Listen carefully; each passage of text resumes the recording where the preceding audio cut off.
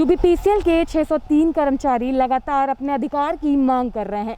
उन लोगों को 3 साल पहले कॉरपोरेशन ने नौकरी से निकाल दिया था, उसी के समायोजन की लगातार ये मांग कर रहे हैं।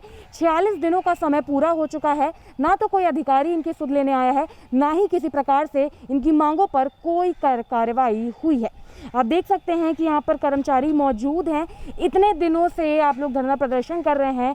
ऊर्जा मंत्री जी से बात भी हुई, उसको भी काफ़ी समय हो गया, अभी तक कोई कार्रवाई नहीं है। कहाँ तक लगता है कि उम्मीद है काम हो जाएगा?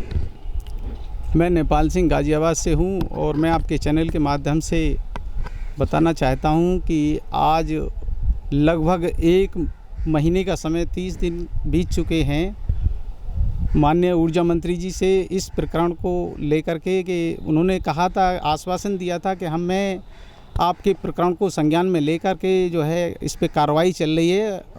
और मैं बता चुका हूं कि 30 दिन हो चुके हैं और 30 दिन में अभी तक कोई भी जवाब नहीं आ पाया है।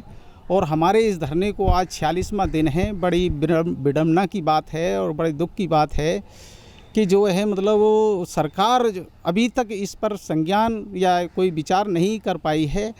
बड़ी दयनीय स्थिति है। ये समझ लीजिए कि इसी से सरकार की कार्यशैली का पता चलता है कि जो है सरकार कितनी संवेदनशील है।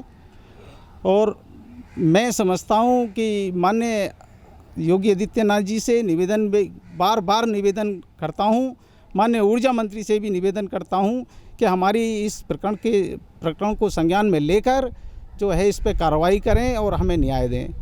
क्या कहेंगे मैडम? जैसा कि देखिए, हम यहाँ आज 46वां दिन धरने का है और हम यहाँ कोई खुशी में नहीं बैठे हुए हैं, चूँकि हम यहाँ काफ़ी तकलीफ़ और परेशानी में है और घर परिवार छोड़ कर रहना पड़ता है।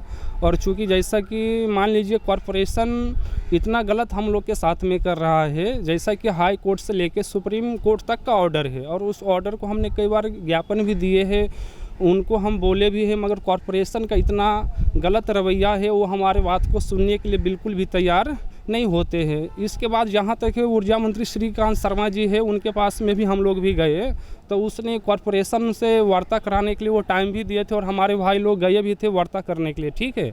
तो उसमें भी यहाँ अब 10 से 15 दिन होने वाले हैं, इसमें कुछ ऐसा विशेष होते दिखाई नहीं दे रहा। फिर भी हम यहाँ एक विश्वास पे बैठे हुए, आज नहीं तो कल चलिए कुछ बेहतर तो हो सकता, क्योंकि हमें उत्तर प्रदेश के जो मुख्यमंत्री श्री योगी आदित्यनाथ जी हैं उन पे भरोसा है, क्योंकि वो बोलते हैं कि हम राम राज के अनुसार हम अपना कार्यकाल जो भी हो हम वो व्यस्त हम करते और कोशिश करते हैं राम राज के सरकार हम चलाए। तो हमें उन पे भरोसा है, अगर हम गलत नहीं है तो हमें समायोजन किया जाए। अगर हम गलत है तो हम मुख्यमंत्री योगी आदित्यनाथ जी से हम यह भी बोलना चाहें, अगर हम गलत है तो आप कम से कम हमें वो 2 लाइन भी कह के कम से कम आप हमें संतुष्ट कर दीजिए।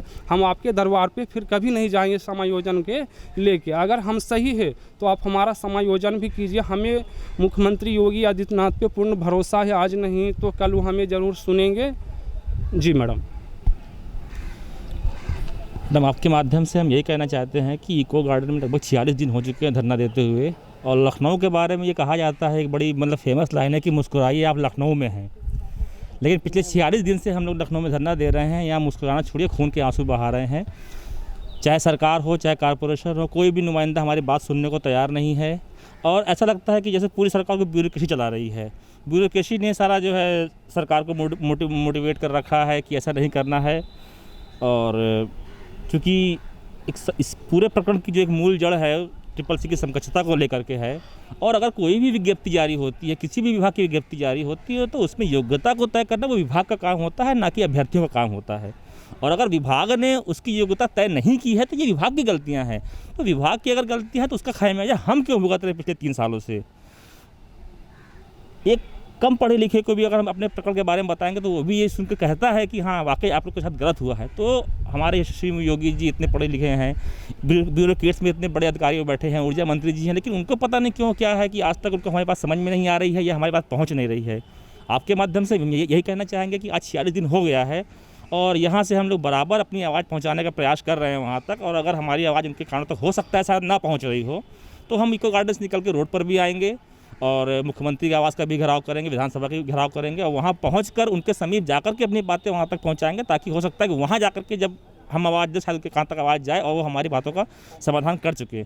और बाकी प्रकरण के बारे में जब भी उनसे मुलाकात होती है तो केवल एक कोरा आश्वासन ही मिलता है, और आज तक आश्वासन केवल आश्वासन ही रह गया है।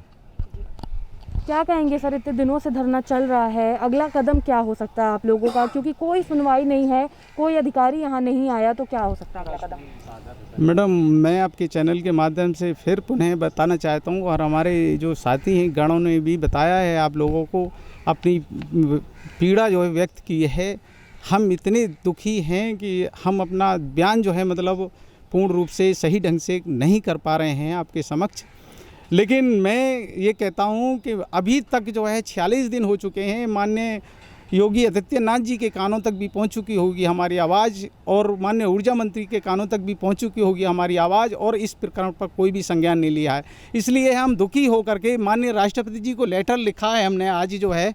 हम इच्छा मृत्यु की जो है मांग करते हैं माननीय राष्ट्रपति जी से, और मैं अब लेटर लिखने जा रहा हूँ, माननीय मुख्यमंत्री जी को भी दूंगा, माननीय ऊर्जा मंत्री तक भी पहुँचेंगे, और पावर कॉरपोरेशन के जो उच्च अधिकारी हैं उन तक भी पहुंचेगा ये, माननीय राज्यपाल तक भी पहुंचाऊंगा मैं इसको, और माननीय राष्ट्रपति तक भी जो है मतलब मैंने लिखी है कि यदि हम और हमारा परिवार इतना दुखी है, हम अपनी व्यथा नहीं सुना सकते या नहीं सुनना चाहते सरकार, तो माननीय राष्ट्रपति जी को हमने आज इच्छा मृत्यु की जो है पत्र लिखा है। इसमें दर्शाया कि हमारा और हम जो है इतने दुखी, हमारा परिवार इतना दुखी है कि जो है माला हमारे बच्चों की शिक्षा दीक्षा भी नहीं हो पा रही है, उनका एडमिशन भी नहीं हो पाया है, और उनकी भरण पोषण भी नहीं हो पा रहा है। इसलिए हम माननीय राष्ट्रपति महोदय से निवेदन करते हैं कि हमें इच्छा मृत्यु की जो है मृत्यु इच्छा प्रदान करें। तो जैसा कि हम लगातार आपको दिखा रहे हैं कि यूपीपीसीएल के कर्मचारी हैं, लगातार अपनी समस्याएं उठा रहे हैं, लेकिन कोई निस्तारण नहीं हो रहा है। आश्वासन मिलने के बाद भी कोई कार्रवाई नहीं हुई, जिससे तंग आकर अब ये जो कर्मचारी हैं इन्होंने इच्छा मृत्यु की मांग राष्ट्रपति से की है। इन लोगों ने एक पत्र लिखा है जिसमें इन लोगों ने इच्छा मृत्यु की मांग जताई है। फिलहाल के लिए इतना ही। कैमरा पर्सन अभय के साथ मैं शिवांगी, JMD खबर, लखनऊ।